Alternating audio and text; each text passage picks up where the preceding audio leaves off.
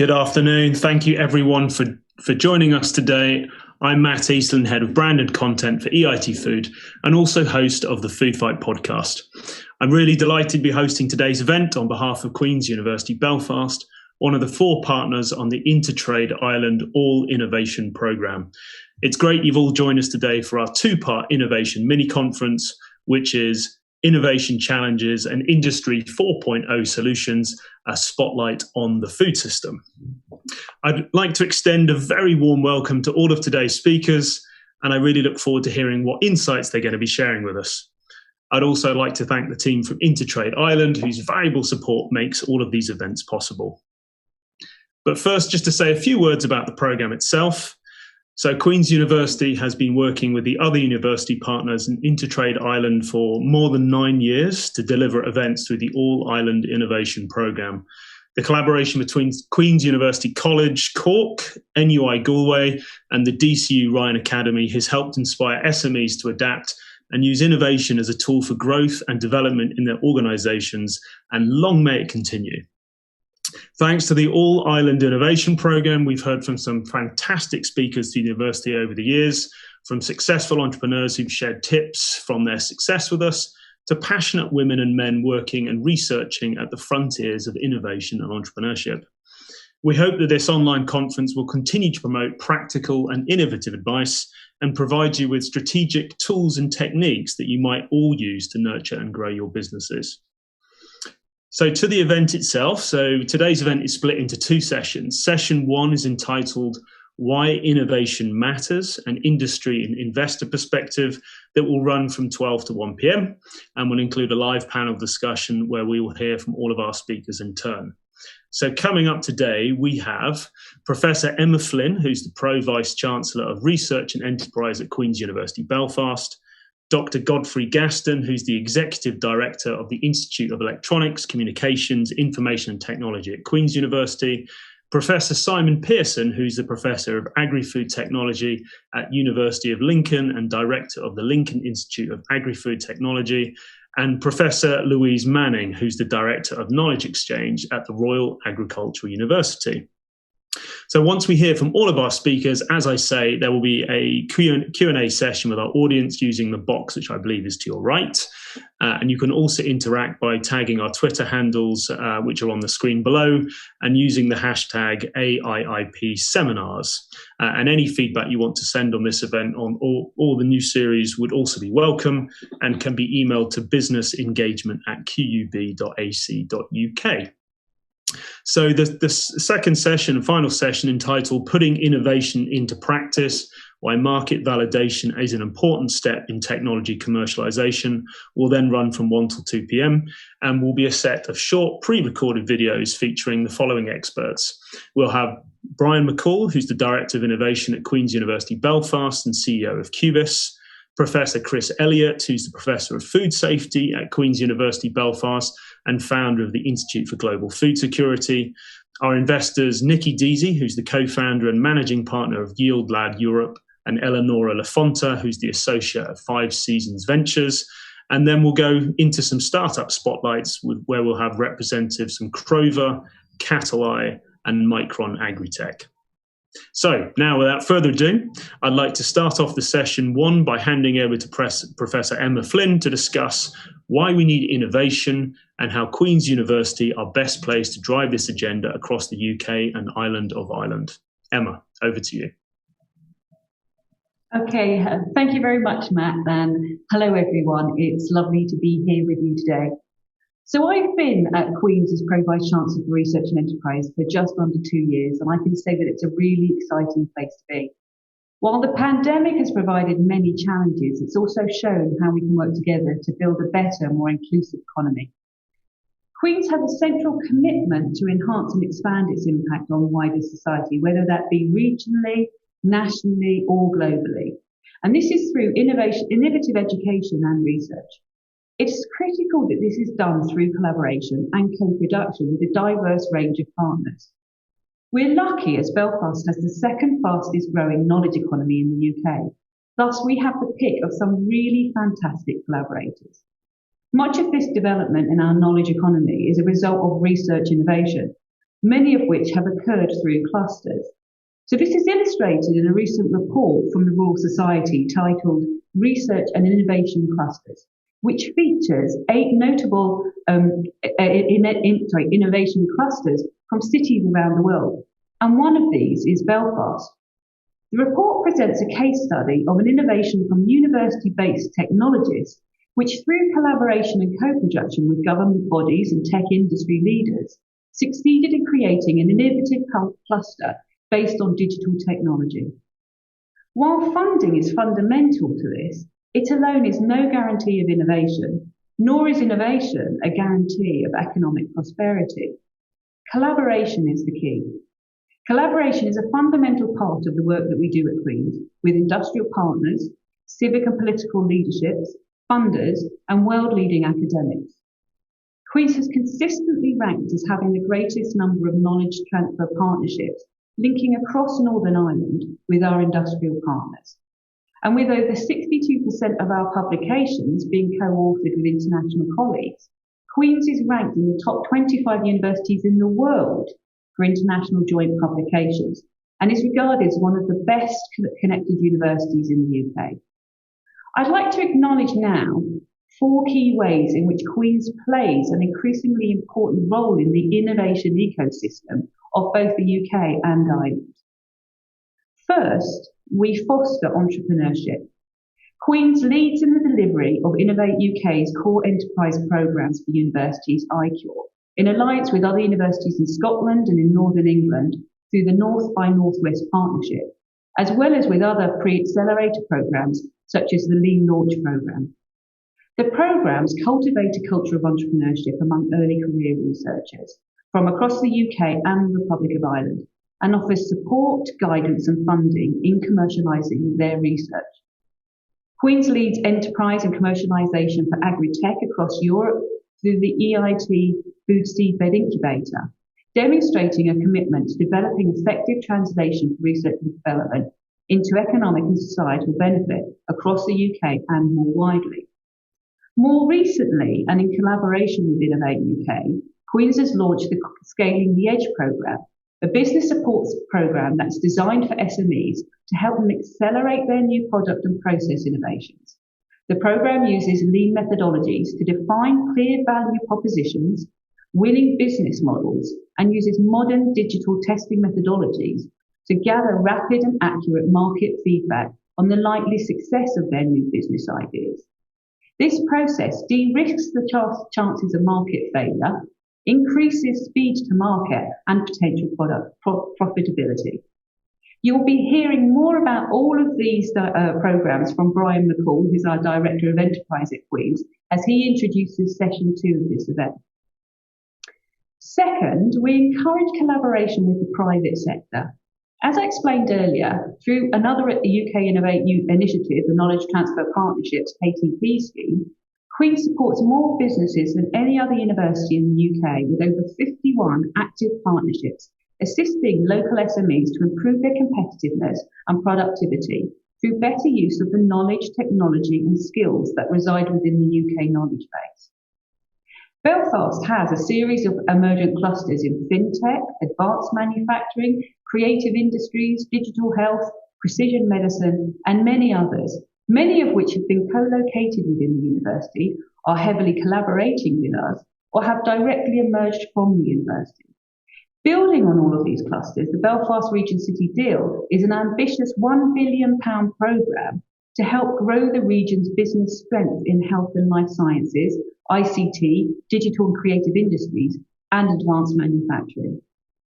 As a leading partner in the delivery of the innovation pillar of the Belfast Region City Deal, Queen's will collaborate on the development of the Global Innovation Institute, and you'll be hearing more about these from Godfrey Gaston in the next presentation. Third, and of relevance this week because it's International Women's this week because it has been International Women's Day, we promote diversity and inclusion. Delivering research excellence, a range of enterprise initiatives and a portfolio of successful spin-out organisations does not tell the full story. As an innovation-led economy emerges, it's critical that universities continue to focus on incorporating diverse perspectives into their research and enterprise activities. This year, the Enterprise Programme Management team at Queen's has made a commitment to actively monitor the composition of our innovation programmes and pipeline with inclusion metrics to make positive efforts to promote better diversity and inclusion. The university has an extensive range of bursaries, scholarships and programmes which seek to raise educational aspirations among those from lower socio-economic backgrounds.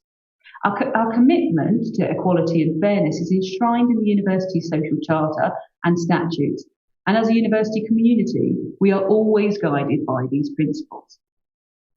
Fourth, we explore the nexus of technology and society. Queen's is at the forefront of cutting-edge research, developing pioneering technologies and thinking on a global scale through our 4 global research institutes within the university. The Institute of Global Food Security, the Senator George J. Mitchell Institute for Global Peace, Security and Justice, the Institute of Electronics, Communication and Information Technology, and the Institute for Health Sciences, each bringing different disciplines together on a scale that enables them to address major societal challenges. By providing expertise and guidance in these areas at a local and national level and beyond, Queen's serves an important role as a non-profit making partner in regional decisions. So thus, hopefully, you can see that Queen's believes that inclusive economic development needs to happen in partnership and with a focus on fostering entrepreneurship, collaborating with the private sector, promoting diversity and inclusion, and exploring the nexus of technology and society. Now I'm going to hand over to Godfrey Gaston, who's going to focus on the innovation pillar of the Belfast Region City deal, overviewing the Global Innovation Institute and the upcoming opportunities to drive the application of digital technologies in the agri-food space. Thank you very much, Godfrey. Thank you very much, Emma. I appreciate the introduction and that overview of Queen's role in innovation.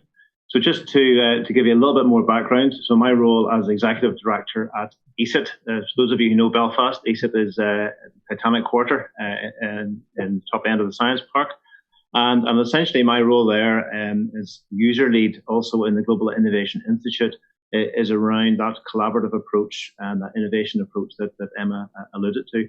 So I really want to spend a little bit more time now talking about the Global Innovation Institute, the City deal, and what that actually means in practical terms. So those of you who may not be familiar with the Global Innovation Institute, it's a £50 million capital investment over a number of years. We're currently in the process of developing the business case for that as part of the Region City deal. And it's essentially pulling together the multidisciplinary approach that Emma alluded to. And it's really bringing together the digital technologies in conjunction with food security, food supply chain, agri-food sector, and also the health aspects of this. So bringing together the One Health approach, or we call it from soil to society.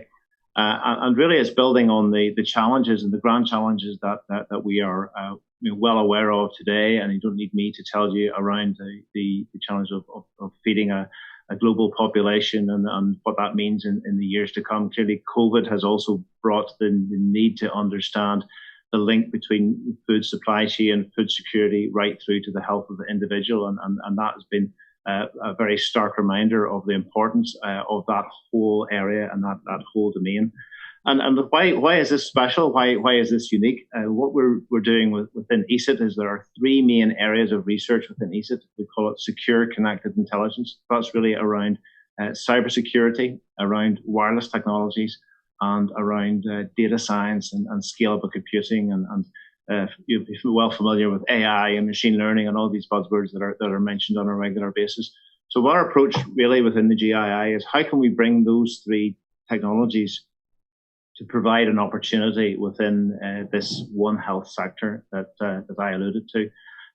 So why Northern Ireland and why is that unique? I think that it's really important, and Emma alluded to already, is bringing together these various groups to bring a solution that wasn't possible otherwise. So there are lots of people who are doing the individual research in their own domains, and that's really important, and we don't want to belittle that in any way.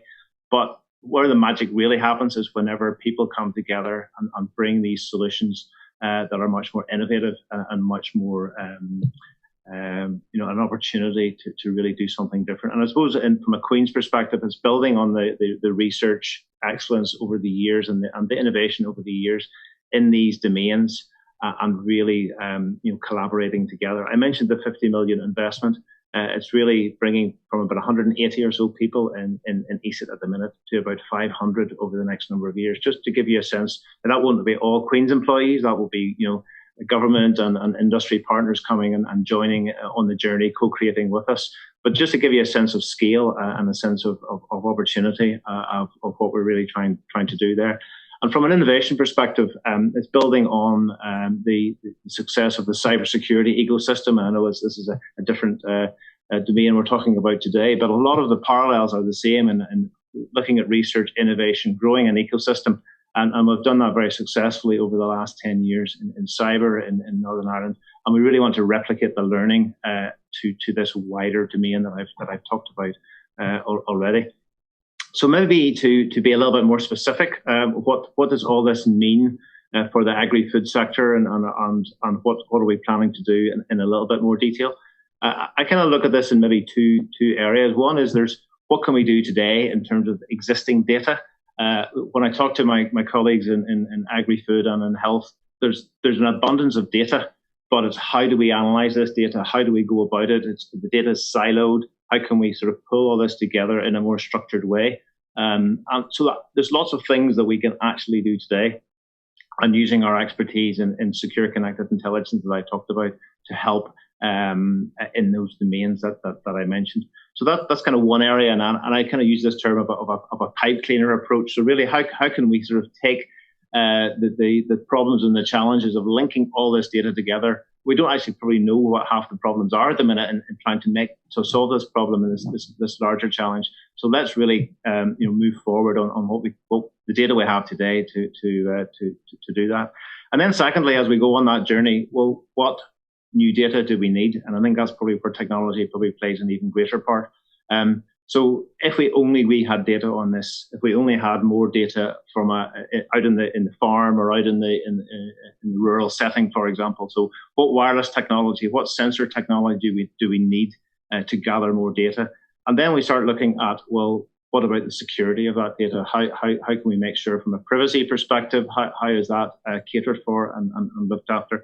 And one of the terminologies that we're talking about now is this privacy preserving analytics, which is a bit of a mouthful, but basically what it means is, are there technologies that we can actually look and analyze data without in any way causing issues around privacy? So for example, can we analyze data in its encrypted form, so that you don't need to worry about security you don't need to worry about privacy. So those are maybe some examples of types of technology that we can use and look to help and grow this area. Another example might be an interesting project that we're working on is using CCTV technology in the livestock area. So when we first talked about using CCTV with chickens, I think we all kind of thought, what on earth are we talking about? But then as we explored this, we realized there's a huge opportunity here as to how we can apply this technology to looking at livestock welfare, cruelty of animals, lots and lots of interesting topics that when these two worlds combine, it does introduce some interesting opportunities. Other areas around, we talk about edge computing. So those of you who may not be familiar with that, it's like rather than processing everything back in the cloud or in a big supercomputer, if you're based in a rural area, you need to do the processing out in the edge, out in the farm or wherever that might be. So again, how can we make that more accessible to that those types of settings? I think is also really, really important. So I think that the accessibility of technology, I think, is a key area here to make sure that sectors that maybe don't traditionally work in technology as much as others, I think that's certainly a key area. So I suppose in concluding, I think I'd like to summarize by saying The uniqueness really is bringing together these different groups and these different areas that I talked about. It's building on the expertise and the knowledge, I guess, of building innovation ecosystems and what that actually means, and making sure there's economic benefit that comes out of that. I think that's absolutely vital. The journey that we've been on to date, I think we want to learn and build on that as we go forward. So I think in conclusion, I suppose I just wanted to although we talk about this as a future plan around the GII and the development that I talked about, it's also very much an open for business today. So it's not about think about something away in the future. We're very much as a GII and as ESIT and the centres that I talked about, very, very keen to explore these challenges now. What are the problems that we're faced with? How can we help with those, and how we can work on those now, rather than necessarily waiting for years to come in terms of the investment to be made fully. So I will stop at this point, and I would now like to hand over to Simon Pearson. Simon is going to talk in more detail around innovation, Industry 4.0, and how that applies to the agri sector. So Simon, over to you.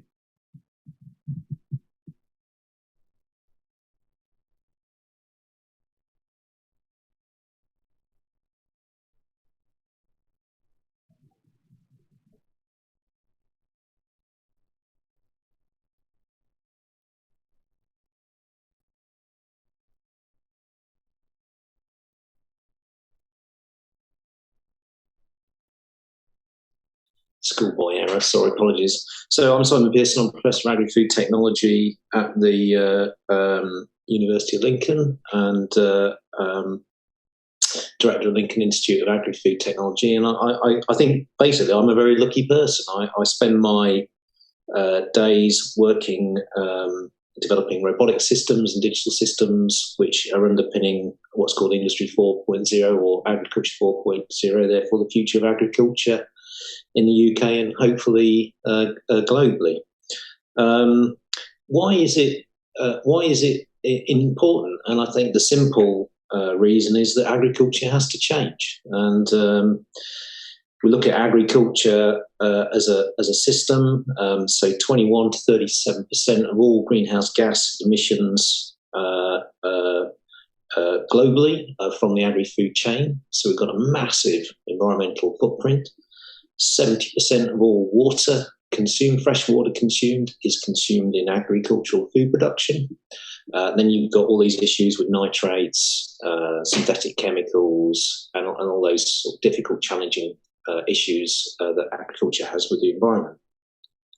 However, ultimately, agriculture is there for a purpose. It's providing food for an ever expanding global population, so going up to 9 billion people. So we can't avoid agriculture. We absolutely can't avoid agriculture. We have to embrace it. It is our future. It's crucial to humankind, everybody in society. But we need to find ways to produce food which reduce our environmental impact, whether that's greenhouse gas emissions or whether it's pesticides or water, whatever.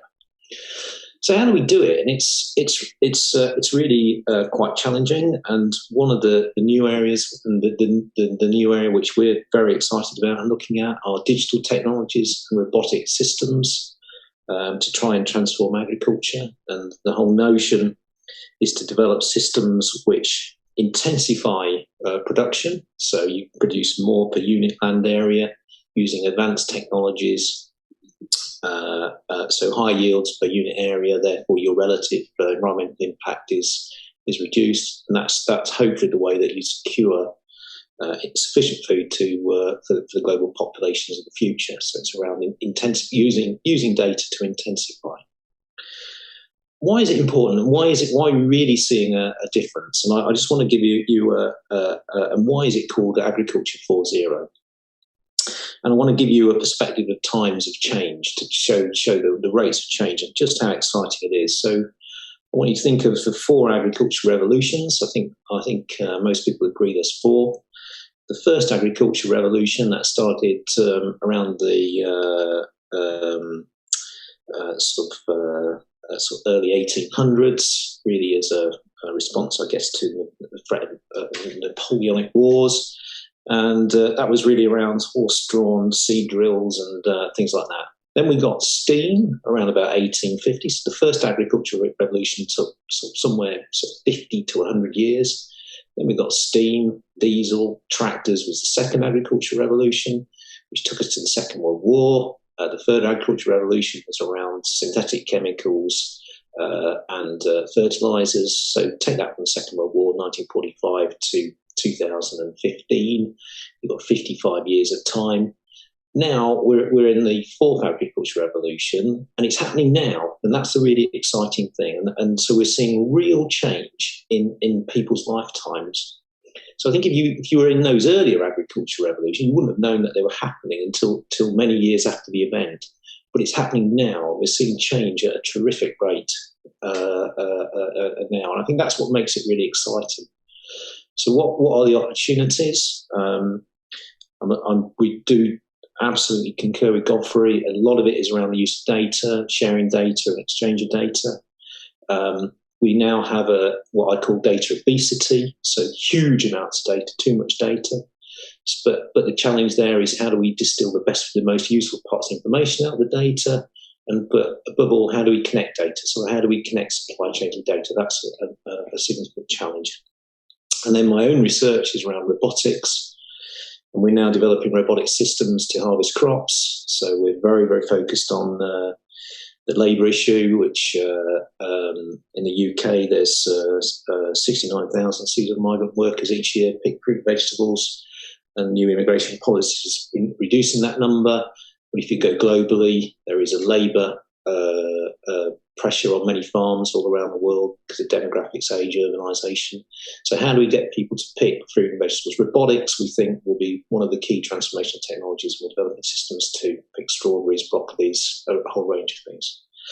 Then how do we then breed crops? How do we, if we assume that we're not going to be using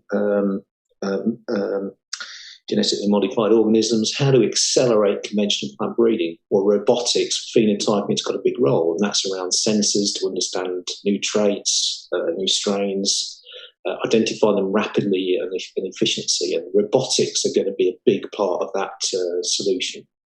And then the third one is how do we develop new technologies which reduce the use of synthetic pesticides? And again, robotics got a significant role. So we're now developing robots to weed crops.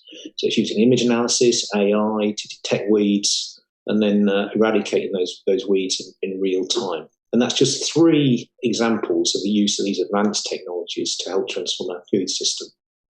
And we're really at the start, and that's the exciting thing, absolutely at the start. Those sorts of technologies are 3, 4, 5 years old. Where are we going to be in 20 years' time? I've no idea, but all I know is it's going to be incredibly exciting, and I hope many of you who are listening in will be part of it. So that's my opener. I'm now going to hand over to Louise Manning, who's professor at Royal Agricultural University, and Louise is going to give an overview of use of technologies to overcome some of the challenges in the food system. So thank you. Okay. Thank you, Simon, and thank you to everyone that's gone before me. And I am going to talk about some of the innovation challenges in food supply chains. I'm going to concentrate on 4 V's while I'm talking. I'm going to talk about volume, which everyone's touched already today, velocity, value, and veracity in terms of what I'm going to talk about and the challenges we have. So if we come to volume, as we've said, Simon called it data obesity. The whole sector has a challenge with data swamping. Because we are very risk averse in the food supply chain, we gather lots and lots of data. We gather data for things that might never happen, just in case they do. So one of the biggest challenges we have is what is the important data? Out of all that volume of data, what is the data that we will gain the most value from in being able to, first of all, capture, but then also be able to analyze and draw conclusions from? So technology helps you to address that data swamping. Innovation requires evidence-based decision-making. And so again, we need to be able to identify in all that volume of data, what is the key evidence we need, whether that's on farm, if I'm standing at a pasteurizer in the middle of a manufacturing plant, what is that key information that I need that will either drive future innovation in how I'm using technology in the supply chain, or will help me to make decisions about food safety and food quality. So technology, again, especially decision support tools, can help businesses to get through the amount of data that they need to look at, but also to address what are very complex issues. When it gets down to the SME level, how are they going to address the questions about carbon footprint of their product? If somebody says, what is the water footprint of your product? Is there slavery in your supply chain? As this becomes more and more important, veracity of our supply chains, technology can really support us being able to provide information right along the chain. The other real challenge we have is that some supply chains have a real lag phase. If I look at the broiler industry in Northern Ireland and across the world, the cycle time for one unit of production is in weeks. If I was to go on to another farm in Northern Ireland that had a cow-calf system with suckler cows, their cycle may be 2 years. So we have a real challenge when we look at innovation, in that some sectors are much more able to innovate in terms of capturing data for the whole life cycle of production and then being able to drive change. So velocity is a really big issue. And velocity impacts on cost. Do I need that data right now, real time? Can I have that data in 1 day, 1 week, 1 month? And we need to think about that when we are developing and adapting to technology in the supply chain. Information and asymmetry, me knowing more information than you in the supply chain, drives competitive advantage. It also drives strategic ambiguity, in that I can make claims around my product, and if people cannot verify that, then I can continue with some of that conversation and discourse around my product. As we demand more efficiency, as we seek to address our greenhouse gas emissions reducing footprint, we're going to have to move from not just data collection, not just traceability, but transparency in our supply chains. Technology has to support us as we develop that. So that veracity aspect, the socio-political systems of food and how we demonstrate veracity is really important. And the last aspect is value. What is the value to me as a farmer in capturing the data? But more importantly, in supply chains, which are relatively low margin. In the UK right now, where we see production-based, land-based subsidy being removed, if the cost of capturing the data and analysing it is greater than the margin I can derive on my product, that will be a real barrier to using some of these innovative techniques. So in my short presentation, I've tried to cover some of those key issues: volume, velocity, value, and veracity. Thank you. Thank you very much, Louise. And thank you, everybody, for those great presentations and valuable insights. We now have a circa 15-minute Q&A session with questions coming from the audience. So please, can everyone add any questions that you have to the box, which I believe is on your right, and then I'll direct a selection of those to our panel. While we just wait for those to start coming in, I'd like to kick off the session just with a kind of a general but pertinent opening question. So how important is the role that universities play in the innovation space? So Emma, it's clear from your presentation that you see universities as a linchpin in the process. Is that fair? Yeah, I absolutely. I think you've nailed it, Matt, in terms of how I see it. And I think there are multiple different ways that universities play a part. I think, first of all, they are, especially somewhere like Queen's, it's doing world-leading research and it can draw on that research. But it can also work in partnership with external stakeholders, whether that be government bodies or industries, about finding out what problems they're trying to solve. And we've heard great problems from Louise and from Simon today, which are big sector issues that we need to be thinking about. How do we address this? I think the UN Sustainable Development Goals are a fantastic way of being able to put a net over certain missions or certain challenges and pulling it together policymakers, industry and universities. So first of all, we have access to and production of world-leading research. Then we have partnerships to be able to work with other entities, to be able to look at missions and challenges that we can draw on that knowledge and their experience to be able to address some of them. We're networked in with other entities such as catapults and with other universities around the globe to be thinking about who are the best people to come into the room to have this discussion. But then we're also commercialising our own activity as well. And I suppose one of the things that's very special about Queen's is that we've got a very strong spin-out pipeline, and we have been labelled as one of the number one university for entrepreneurship. So I think it's 50% of the publicly 50% of commercialisation activity that happens within Queen's. Public companies within Northern Ireland are coming out of Queen's and have some affiliation with Queen's. So that's a really phenomenal statistic when you think about it. So it's absolutely about drawing on research, but in partnership to solve challenges and to be thinking about how we can do that to address some of the bigger challenges, which I think we've heard about from Louise and Simon. So they're absolutely central. Amazing. Thank you, Emma. Anyone else on the panel, anything to add to what Emma's just said? Simon.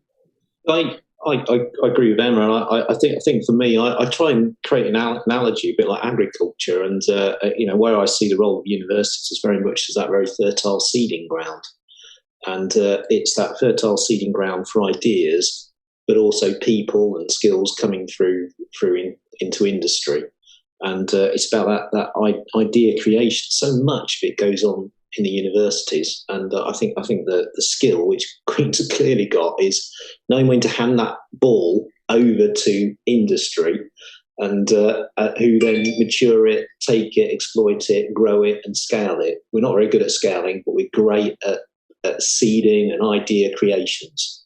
And if you don't have the ideas being seeded, they won't happen. So we've got a very, very crucial role in that innovation space. Perfect. That's great. Thank you very much, Simon. We also have a question here from the audience. So do you see data as a new trading commodity in the food supply chain? And if so, how does each system capitalize from this? So Louise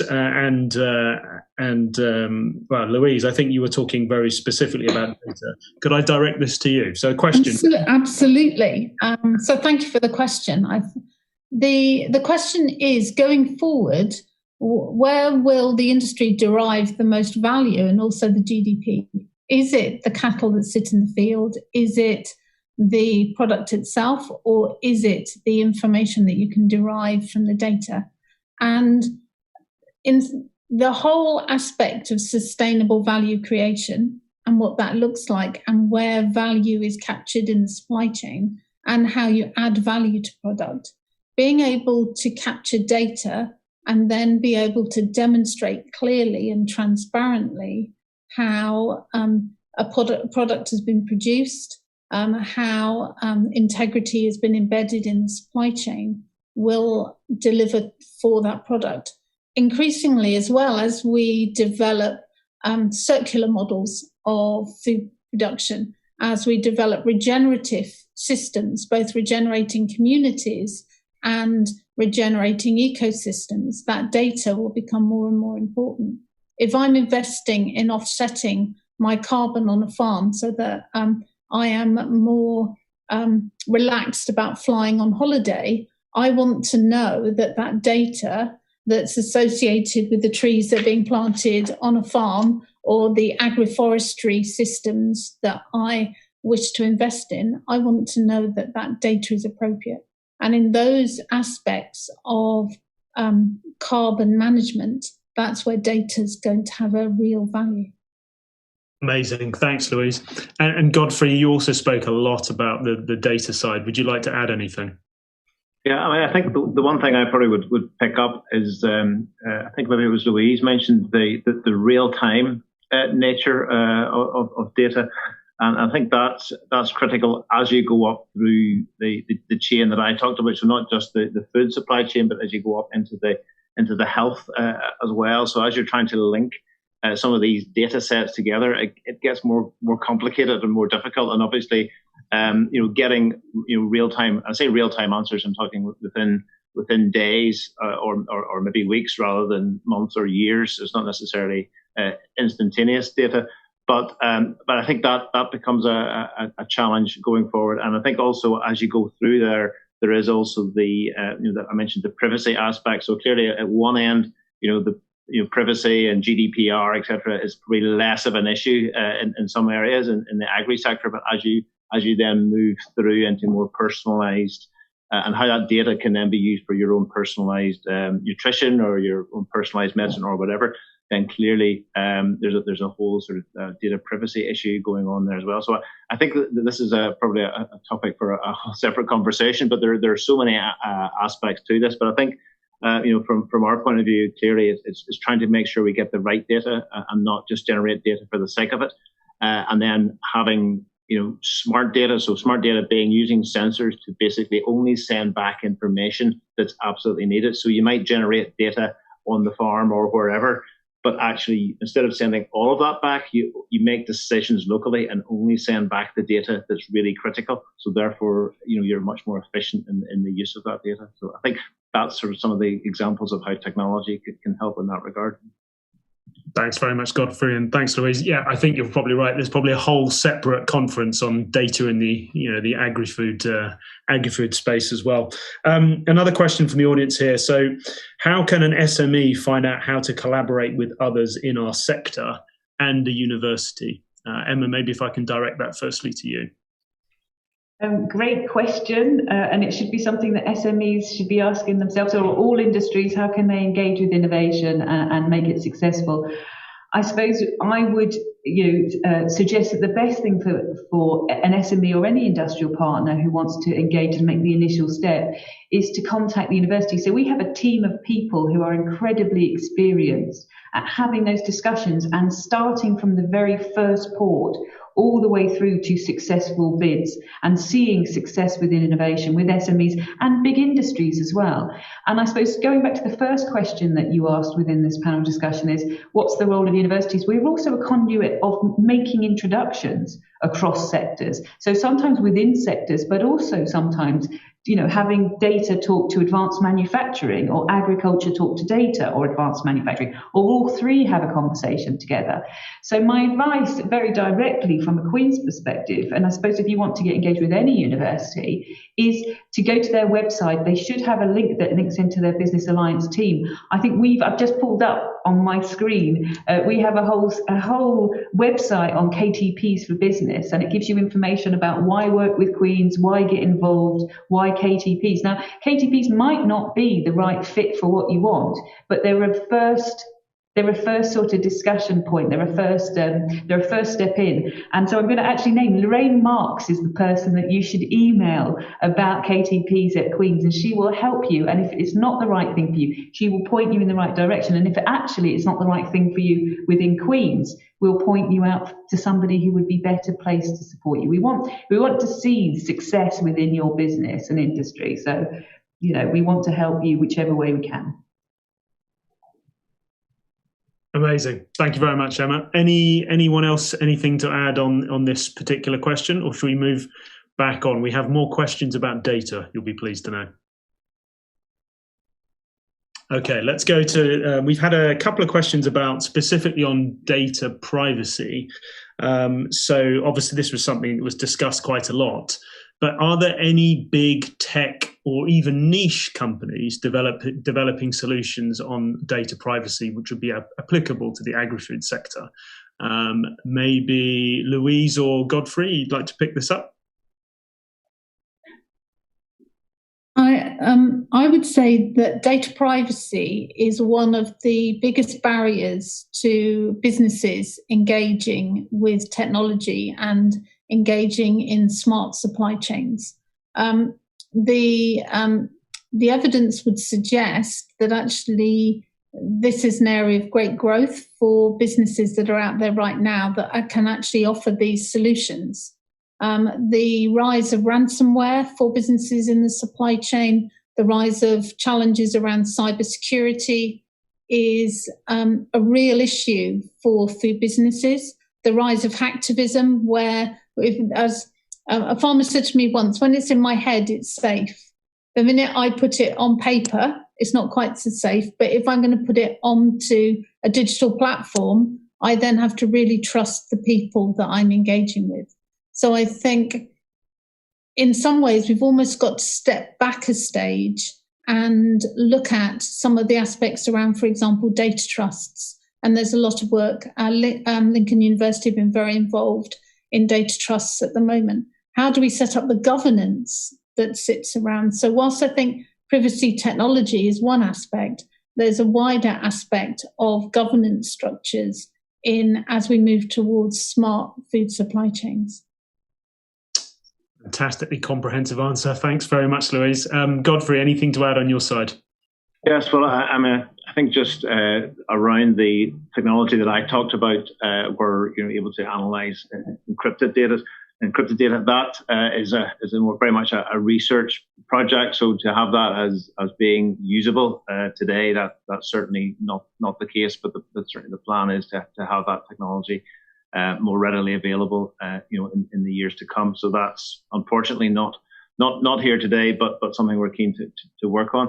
I mean, I think the other thing I probably want to mention, which is again a bit of a holy grail, is around sort of third party supply chain and how you manage that. So it's okay if you try to manage whether it's what the data responsibilities or the cyber capability of your supplier, but what about your supplier's supplier or your supplier's supplier, and what contractual obligations do they have, and how is that managed? And that is just, if we're honest, I mean that's a whole area which is very complex. It's a legal issue, it's a technical issue, it's there's all sorts of issues there. So it is hugely complex. I mean, clearly there are people out there who are addressing this or looking to address this. Is there one solution out there that does all this? Absolutely not. I mean, I think that's the challenge that's right for innovation. I guess where SMEs in particular maybe can come in and help in that regard. But yeah, those are maybe just some examples of things that are still ongoing to be sorted. Thanks very much, Godfrey. Obviously, a space, like you say, which is still ripe for disruption for lots of people to come in. So if there's anybody out there, then now is the time, by the sounds of it. We've had another question here, and I'm surprised that the B word hasn't cropped up already about Brexit. So could the supply chain challenges of Brexit actually nurture innovation for the agri-food supply chain in Northern Ireland? And Simon, given your work looking at Industry 4.0, I wonder if you've covered some of this in your research. So maybe we can go to you first. Yes. So the answer is yes, absolutely. I mean, there's no doubt in terms of what we've been doing at Lincoln in terms of robotics. It's been a driver, and we really were looking at the EU migration piece very early on, and we could see post-Brexit that numbers of seasonal migrant workers from the EU were going to be restricted, and there's a very, very large number of those people who are working cross farms across the whole of the UK, and we could see that some way out, and that's driven much of our robotics research, and it's absolutely stimulated innovation. And so we've got robots now working on robotic fruit harvesting, autonomous platforms for logistics support to move harvested crop around farms, We've got platforms now for crop forecasting, all sorts of things. And really, it's because of that impetus around Brexit. What we know, though, is globally, although Brexit is a lead indicator, those challenges around farm labour are global. So if we can solve these problems, then we're in a good position to export that technology around the rest of the world.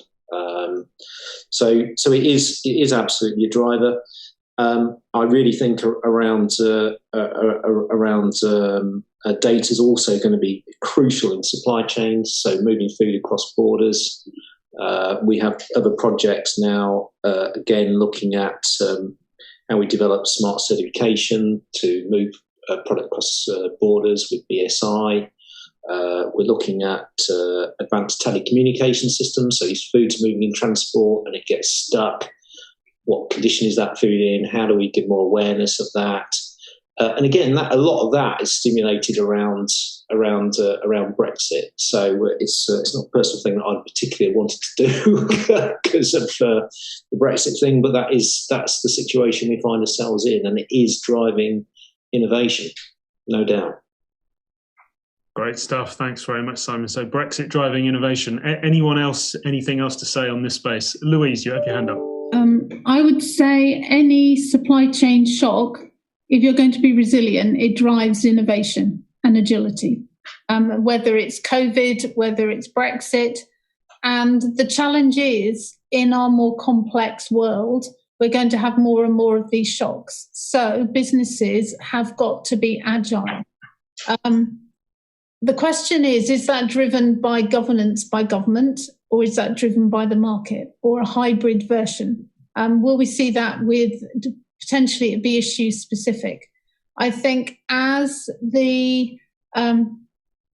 there is a real interest in what types of analysis is undertaken on food currently at border inspection points. And sadly, this has been a real focus. If we are going to have frictionless borders, there is the great opportunity for universities and SMEs to come together to find some really fantastic, innovative solutions.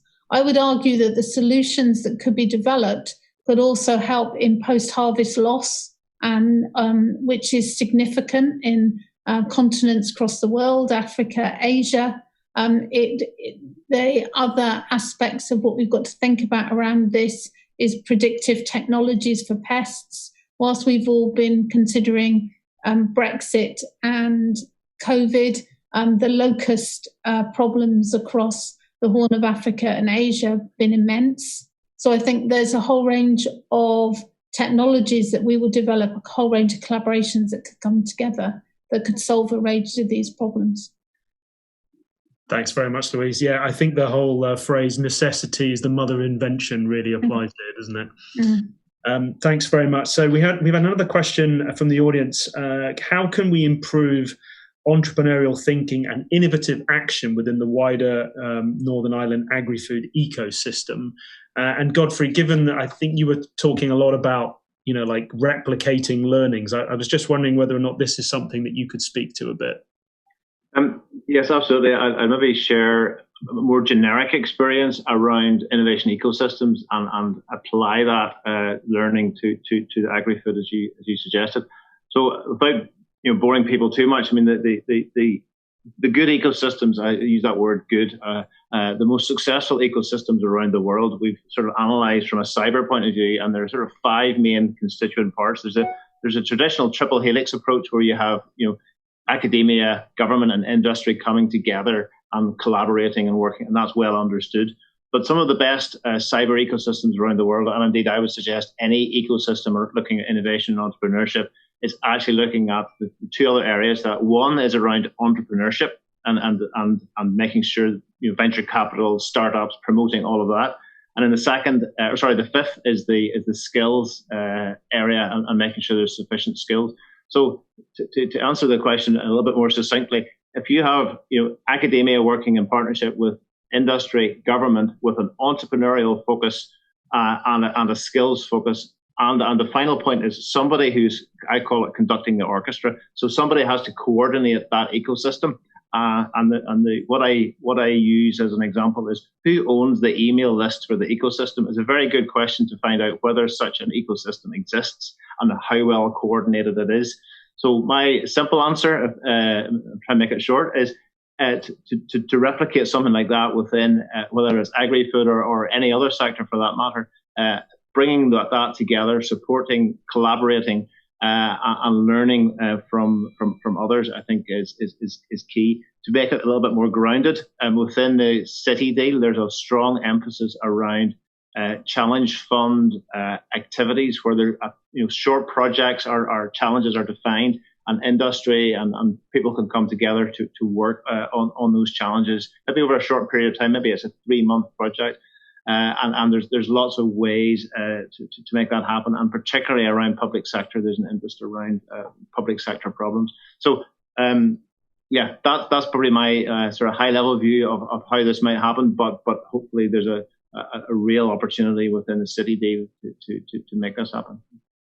Great stuff. Thanks, Godfrey. Yeah, it seems like collaboration is really key here with somebody kind of guiding and accelerating the process, as you say. So thank you. We're coming to the close of the Q&A session, actually, but I just wanted to ask one final question to the panelists, if I may. There's a lot of talk here about some amazing innovations going on, and a lot of talk about data.